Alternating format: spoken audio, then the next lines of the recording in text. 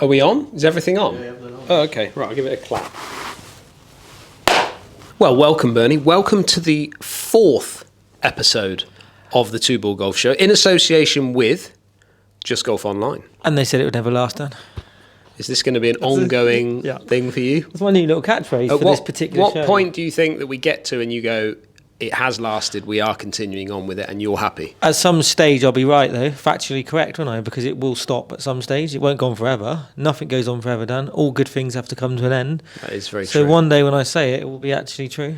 Now, I've pulled you in for this Two Ball Golf Show because I kind of feel like I want to rant about it. I think it's important to have a good rant every now and again and to clear the air and to get things off your chest. Because once they manifest in your brain and in your heart and in your body, then it becomes an issue. So I think it's important every now and again to let some steam off. And what better way to do it than on a podcast? Manifest, also known as manifest. Manifest into something. Manifest. Manifest. Manifest into something. Manifest. Manifest. Not manu. Yeah. Manifest. Manifest into something. I love that. That's perfect. I'm glad we've cleared the air with that one to start with. Because brilliant. It is good to clear the air, as you quite rightly said. Yeah. Now, the big thing that I want to talk about in this podcast is that I haven't been for the last couple of years, been overly impressed or happy with the rankings on the DP World Tour. You have brought this subject and topic up several times over the last year, quite rightly, and I agree with everything you're about to say. Do you? So I will leave the podcast Is that right the now. end of it? Is that you done? No. Well, and the reason why I've brought this up is because I believe that if you're going to win a tour, so if you're going to win the Order of Merit for that particular tour, whether it's the Asian Tour, whether it's the Devon Cornwall PGA Tour, I think that you have to commit to a certain amount of events every year to then have the opportunity to win that tour. But not only that, I get that there's going to be some events that are going to give you more point opportunities than the other, and that depends on the quality of the field. So the better the players that come into the field, the more the points are going to be up for grabs, because ultimately it just pushes those points up because there's better players to beat, should we say. Imagine how annoyed you'd be if you were one of those players affected by what you're going to discuss in a minute. Well, imagine, and we're talking about this pretty much straight after the BMW Championship. We're leading up to the French Open, and we're coming into then going to be the Ryder Cup, okay? And it's more the provisional cut-off for the retention of the DP World Tour membership via the Race to Dubai rankings. Yeah. And it's the players that are in 118th, 119th, 120th spots that are now in a position, Marcus Armitage being one of those players. The Bullet? The Bullet, correct. JC Ritchie, who came through, did really well last year in the Challenge Tour and shot the course record down at Alcanada to get himself into the top 20 to get his tour card for this year. So their progress has been halted by what we consider non-full-time DP World Tour players.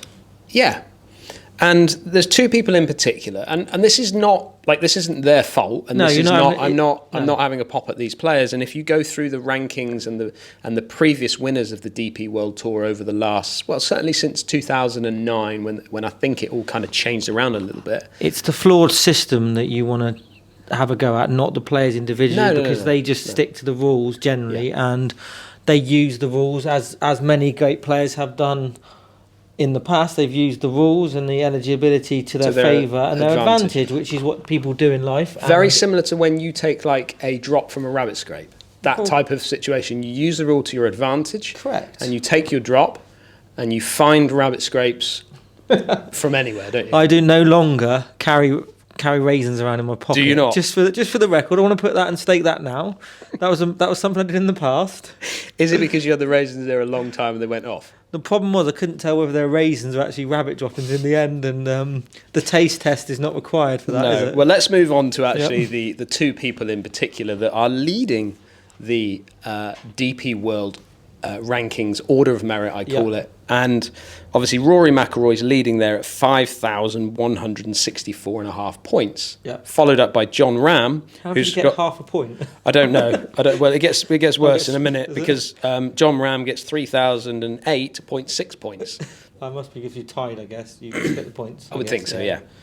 Well, then in third position are BMW PGA Championship winner, Ryan Fox, who has given... I believe Ryan Fox has been one of those players who has mixed a little bit more, getting opportunities to go and play on the PGA Tour, but has obviously continued his support for the DP World Tour. Ryan Fox is quite a way behind. So, just interrupting quickly, 2,345.3 points. He's been in this position before. I think even last season he was in a similar position, so it'd be a second time that what you're going to discuss and what you're going to say is completely correct. And even Adrian Moronk, who's had a fantastic season, who's got just over 2,000 points coming out. So quite a way away from where Rory McIlroy is. I believe that Rory has pretty much sewn up the DP World Tour race at this point now, I believe, even though there are a couple of events left that have some big points up for grabs, and certainly when you get into the actual tour championships, which is obviously over in without doing any Dubai. Research, is he playing any of those events, or has he decided to play PGA Tour on those particular weeks? Well, do we not know yet? Or? Let me just share with you what we've got kind of coming up. So we've got the Alfred Dunhill Links Championship. Well, he will be playing in that because he plays in that with his father. Yeah. You've got 5,500 points available in that one there. That's the total points per tournament. Yeah, which is a lot greater than what you're going to find. For example, the French one this week is 4,250 points. Yeah. But if you compare the French one, let's say, to the Joburg, the South African swing that we had in the early part of the year, each event there is around 2,000 points available. So there is some massive jump arounds. If you go to all the Rolex events, so the big events have got around 8,000 points up for grabs. Heavily weighted then, isn't it? Heavily weighted for the Rolex series, which is why you're going to find that your Tyrrell Hattons and your Tommy Fleetwoods and your Shane Lowrys are all going to come over, Rory McIlroy and John Rahm to a point, are going to come over and support the Rolex series because there's a large amount of points up for grabs, there's a large amount of pot of money up for grabs. So that kind of makes sense. But around 2,000 to 2,750 points is normally available for a standard European Tour stroke DP World Tour event. Okay? Now, so he's definitely going to be playing in the Alfred Dunhill.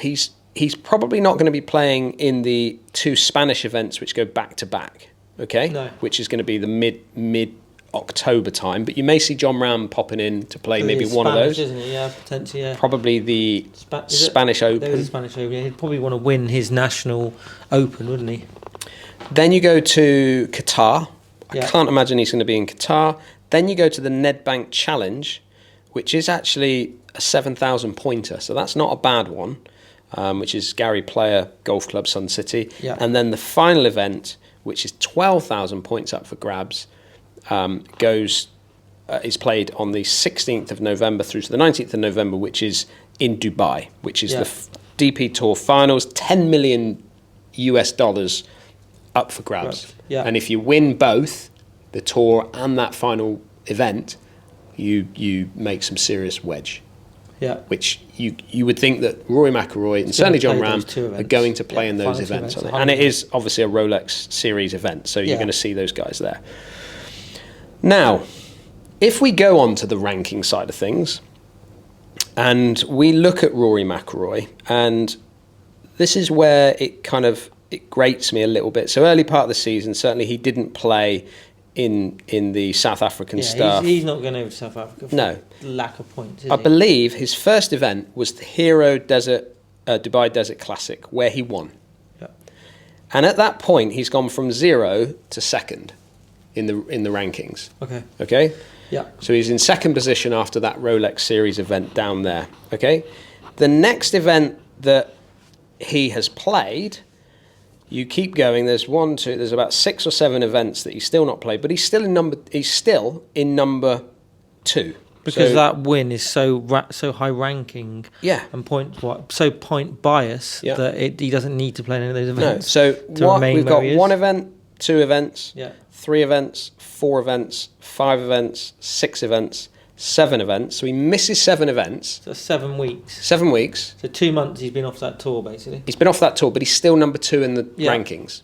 He then turns up to the WGC Dell Technology Match Play event over in the States. Yeah. So this, as far as I was concerned, when I was watching it on Sky Sports, which I did watch a little bit of it, to me, I thought it was a PGA Tour event, of which, okay, it's a World Golf Championship event. Yeah. It's a kind of standalone type of event. He finishes 3rd. He's now gone to the Race to Dubai number 1. Okay. So he's played one which you would call legitimate event. Yeah. And one co-sanctioned. Didn't have a clue whether it WGC where event. It was. Yeah. So that counts for the DP World Tour. Yes. Yeah. Okay. Then he plays in the Masters. Yeah. Okay. Of which he finishes 60th. Finishes 60th in the Masters. Doesn't pick up any points, but he's still number 1. Yeah. Okay. Steps in John Rahm at this point. So John Rahm's not played in any of these things. So we're into April now, aren't we? Masters April, early April. Yeah, that's April. Yeah. So he's number 1. So Rahm's missed Jan, February, March. Yeah, I'll come to Rahm in a moment, but let's carry on with Rory McIlroy. So he's still number 1. Then we go 1, 2, 3, 4, 5, 4 events. We then see a month of golf going on the DP World Tour, of which Rory does not play in anything. No. Okay. Then we turn up to the US PGA, of which Rory finishes 7th, and he's now moved up to 2,110 points, and is still in number 1 position. Yeah. He has not moved off number 1 at this point. Again, not a European or a DP World Tour event. It's really a major. Yeah, it's a major. So. Yeah. Then we go 1, 2, 3, 4. 3 events go through again. 1, 2, 3. Yeah.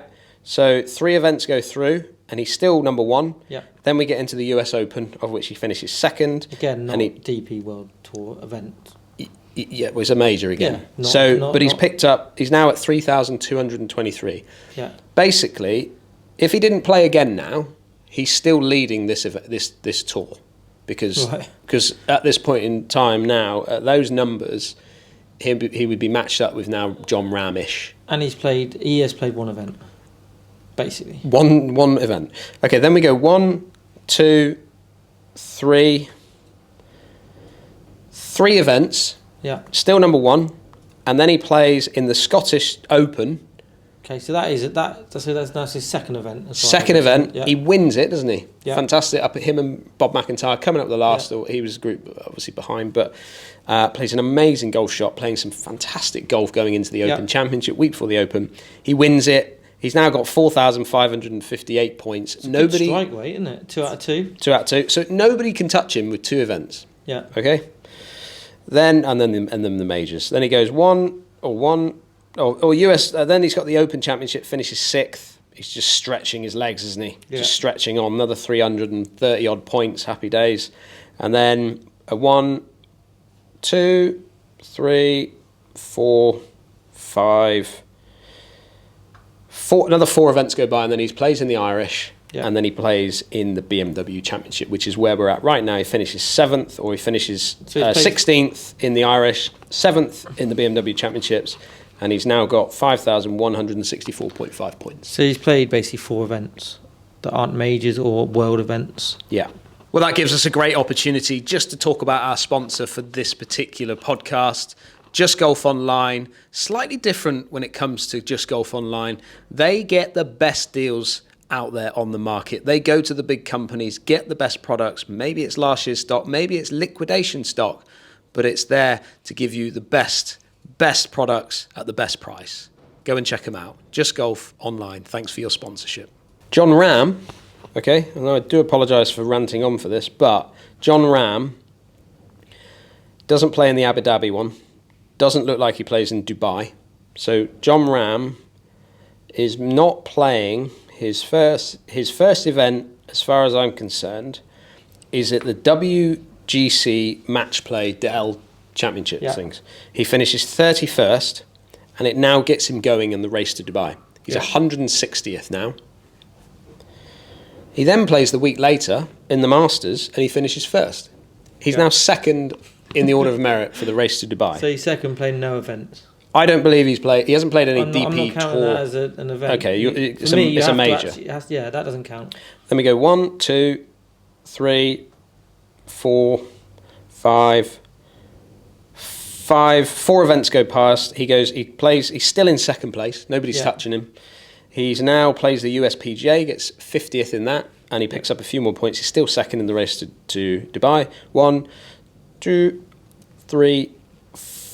Then we get to the US Open. He finishes 10th, just again now stretching his legs with the race to Dubai. So, has he even played a race to Dubai event yet? No. No. Okay. Played nothing. What I consider a DP World Tour event. 1, 2, 3, and then the next event, which he didn't play in, I don't believe, is the Scottish, which he didn't play in that. I don't believe. I don't know if he was injured or he didn't play. He certainly won it before. No, he won the Irish. So I don't think he's played in the Scottish because he's not got a tournament position, unless he played in make the cut. Yeah, maybe.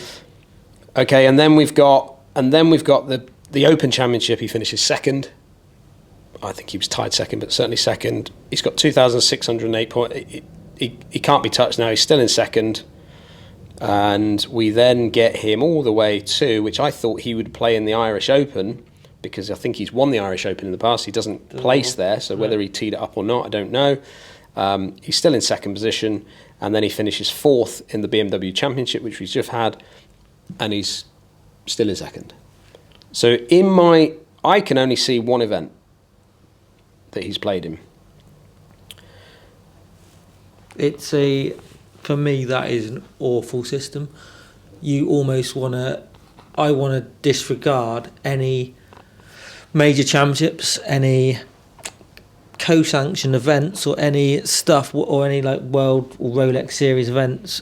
It has to be that order of merit has to be completely based on DP World Tour events only. I just don't think you can do it. It's too weighted in major championships and other events, which they don't have any. There's no reason for them to play in a bog standard DP World Tour event in the likes of Italy, Spain, or anywhere like that, unless you are actually that nationality and you fancy winning your national open, which I guess is a good thing, and you're not bothered about the points. But why would you even play? Why would you bother? I wouldn't bother, would you? They're doing exactly what I would do if I was in their position, which is not their fault. Yeah. But they're not supporting the tour. They're not making the tour any better. They're not bringing any name value to any smaller events to help grow the tour and help grow the golf in that particular part of the world or that country. Yeah. I don't... Like, Rory McIlroy is going to win. He's going to be, what was the DP World #1, or won the Order of Merit, or whatever you want to call it, or win the Rolex Series, or whatever disguise it's under. Yeah. But he hasn't really, and he'll be on all the posters for everything. Oh yeah. But he hasn't really supported the tour. If I go to Ryan Fox is a prime example. You kind of, at the early part of the season, which is the back end of last year, you either go down to South Africa and play, or you can go over to Australia and play, and there's some co-sanction events on both sides of the world. But he's eligible now to play PGA Tour, isn't he? I'm sure. Yeah, and there's some ranking. There's a number of them in the top 10 or whatever it is. But so he places 96th in the Australian PGA, so he doesn't get any points for that. But he's played, and then he plays in the Australian Open a week later. Yeah. Finishes 38th. He's off and running. He's got 65. He's got 12.8 points. He's 65th in the race to Dubai.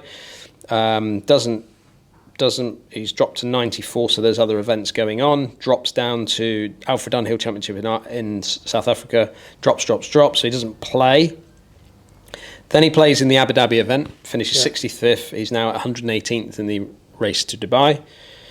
Places the next week at 20th, goes up to 59th. Yeah. Places 11th the next week, 44th, 17th. Then he takes a week off in Thailand. And then the Hero Open in India, doesn't play in that. I think he starts going over to the States for a little while, actually, now I'm looking at this.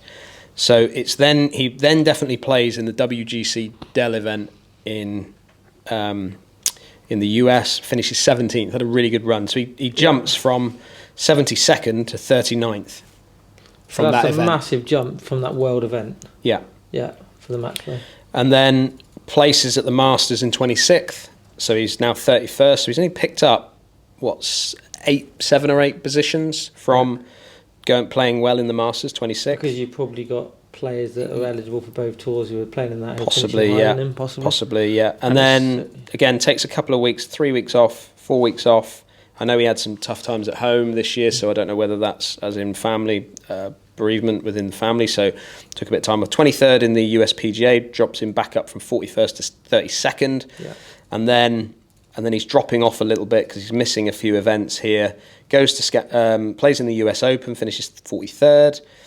And that picks him back up to 37th, or remains, goes from 37th. Then he plays and finishes 12th at the Scottish, which drops him from 46th to 39th again. Plays at the US, plays in the British Open, finishes 52nd, so doesn't really move around too much. And then the next time there's a bit of a jump for him is going to be at the Irish, where he finishes 3rd. Yeah. And then the BMW Championship, where he wins it, he's now in 3rd position. Yeah. For the tour. Of which he's got 3, just short of probably 2,800 points behind Rory McIlroy. Yeah. In that place. What do you think? He hasn't played as much on the DP World Tour as I'd thought he had. I mean, if you probably look at his previous year, he'd have been, because he didn't have, I don't think he had many starts on the PGA Tour. So, but he has represented and played on more slightly lesser events. Yeah. So he's played like the Irish, isn't he, and Scottish and things like that.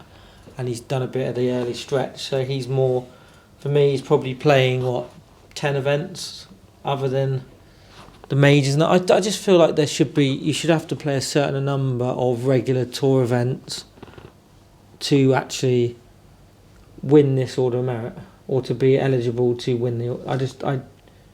I don't think they're helping themselves by the situation and the circumstances at the moment, and I feel it needs to change if they want to grow their tour further and make it, rather than being the number 2 or number 3 tour in the world, if they want to be considered alongside or slight, I mean, they're always going to be slightly below the PGA Tour just with the money. Yeah.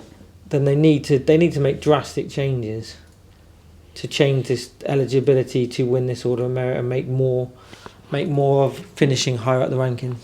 But why do you think it happens like this though? Why do you think, I mean, ultimately it's obvious, isn't it? Sponsorship and stuff, and being able to say, oh, our leading player this year was Rory McIlroy. I mean,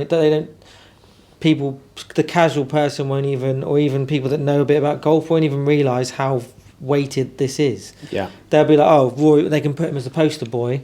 Rory McIlroy's got name value. People recognise him, not just in golf, but across all sports, and probably people that don't know much about sports will recognise his face, and that looks good for the tour. It wouldn't look so good if, possibly if Ryan Fox is there as your poster boy. He's the best player on the tour at the moment, or he's winning the Order of Merit. Does that have the same value for a potential sponsor coming in? Probably not. Will they pick up casual viewers with Ryan Fox being considered the best player on that tour? Probably not. It's the only reason it could be. I mean, looking at that, you could have Tiger Woods in his prime winning that Order of Merit now, couldn't you? Definitely. Which, I mean, how can he be? He could be DP world number 1 or Order of Merit winner, and he's plays, because he generally would have come over, played the Open, plays all the majors, plays all the World Championship golf events, and then he could probably put in the Scottish Open or something, couldn't he, if he wanted to? Yeah, for sure. And he could suddenly, he's literally won it, and not played in a regular tour event, or played one tour event. Yeah. How's that fair?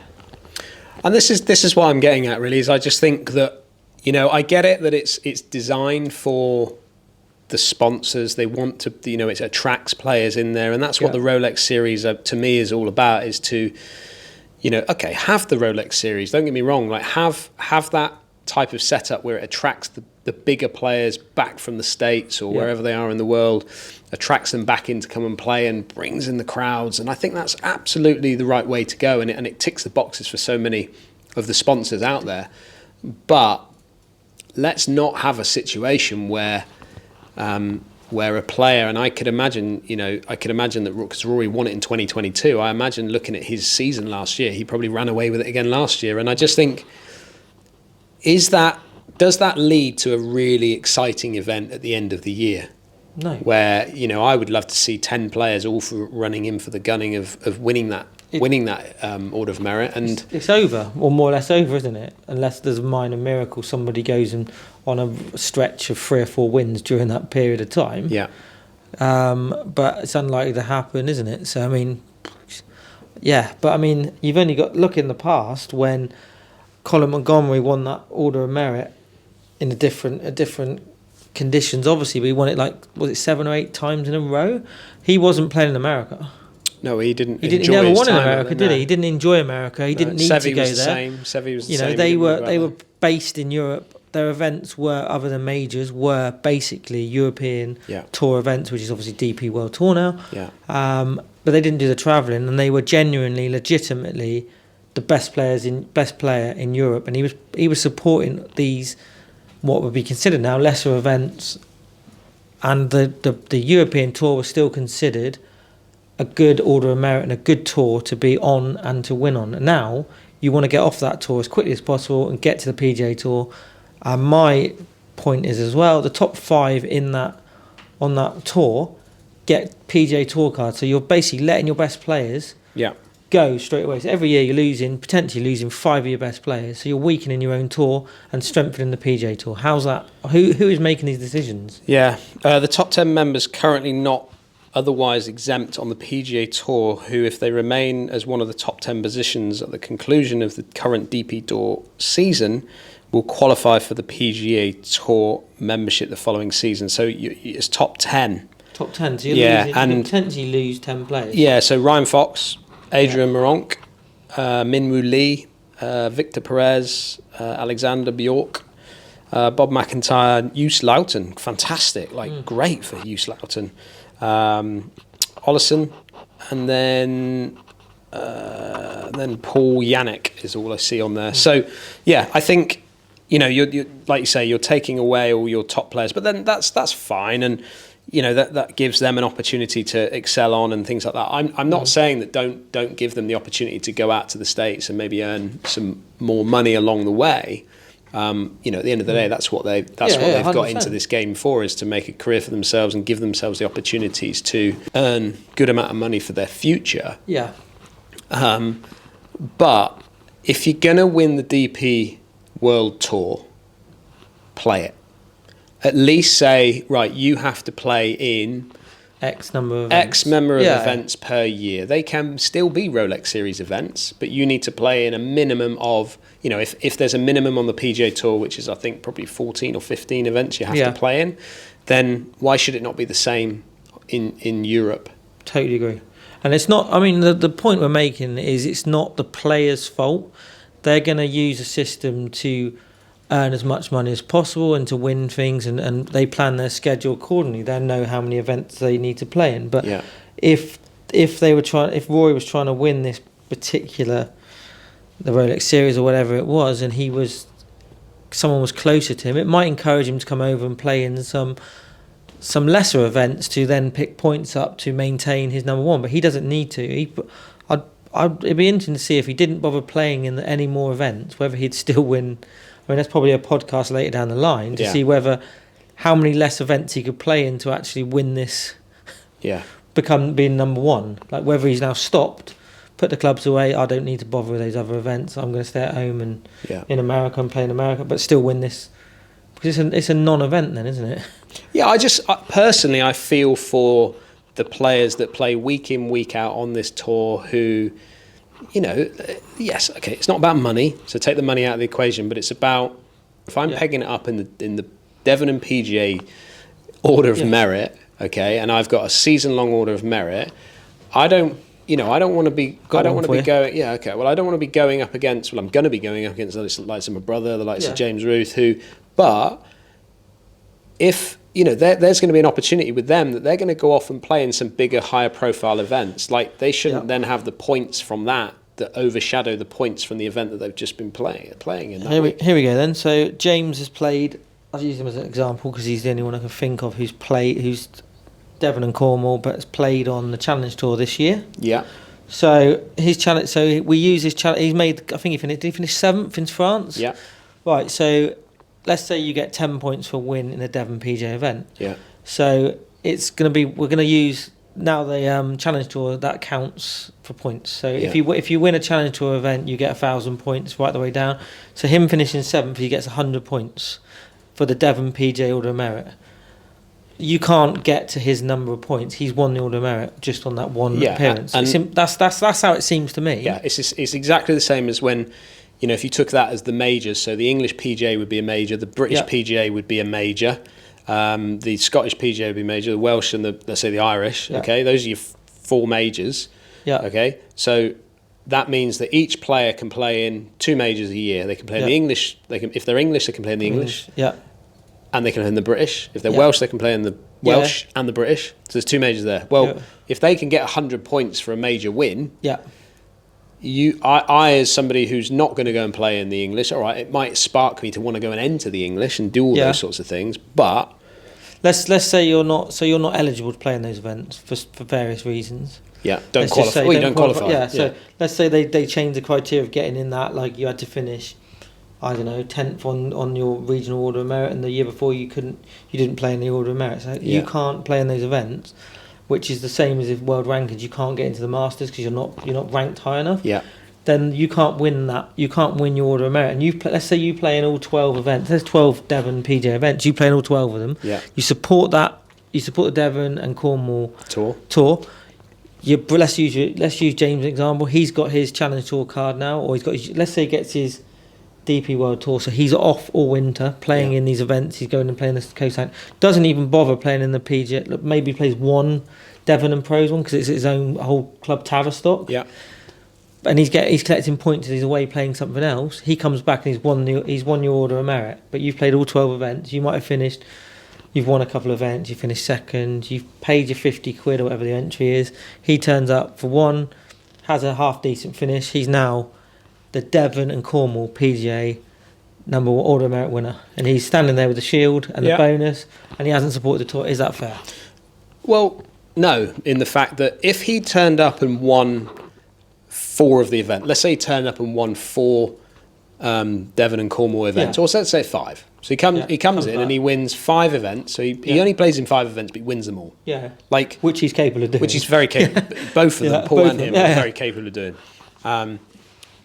But that's fine. Yeah. Because let's say there's a minimum you have to play in a minimum of 5 events. He turns up for the 5, wins them all. Yeah, you're happy with that. Well done. Fantastic, James. Well done you.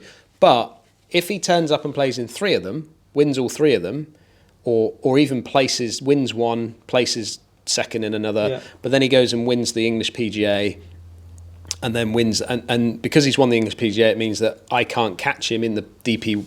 In the Devon PGA, I think, because he's got more points from that 100 points. That doesn't work. No. Because that's for me how flawed this system is. Yeah. So what's the answer? I mean, should the majors be standalone?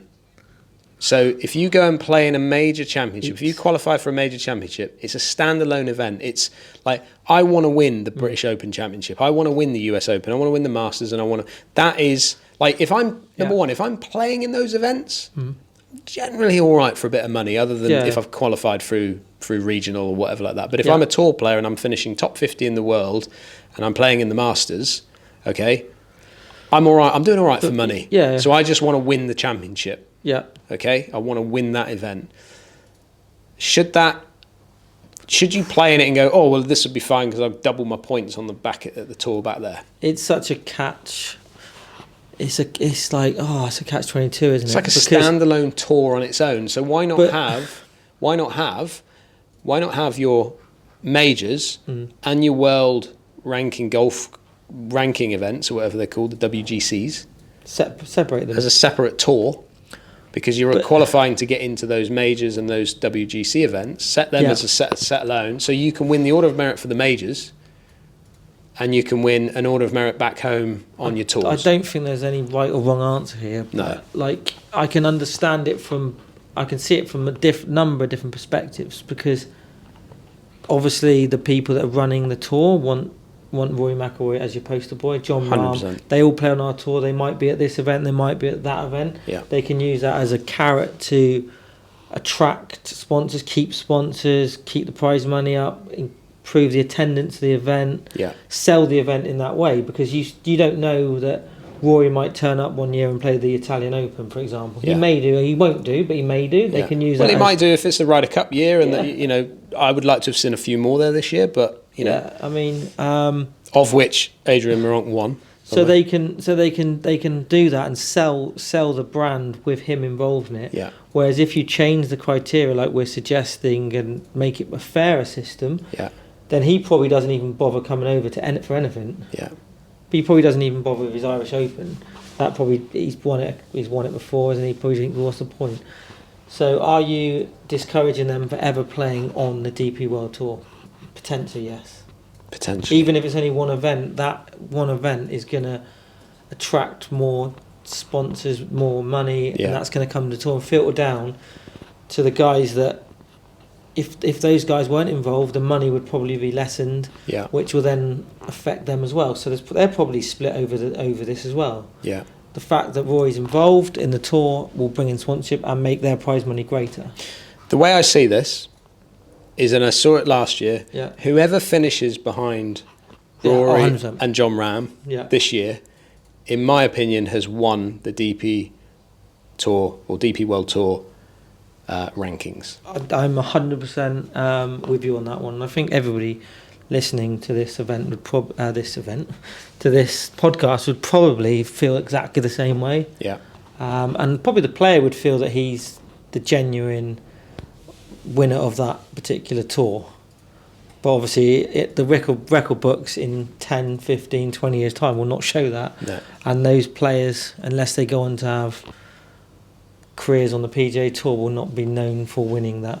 Well, they haven't won it, have they? No, absolutely on paper and stuff. So, yeah. Well, there you go. There's my little rant, which I think is you could go on for hours about what's right and wrong. Is there a right way? Is there a wrong way? At the end of the day, we don't make the rules. No, I mean, but I do think it's a worthwhile exercise to air our opinions from time to time. I mean, all I'd say as well, I don't know enough about the ins and outs, and people probably at home who follow the tours more closely, you probably have a good whack it in the comments below if you are watching this on YouTube, because I'm no expert, but I can just give an opinion on what I know, which is limited.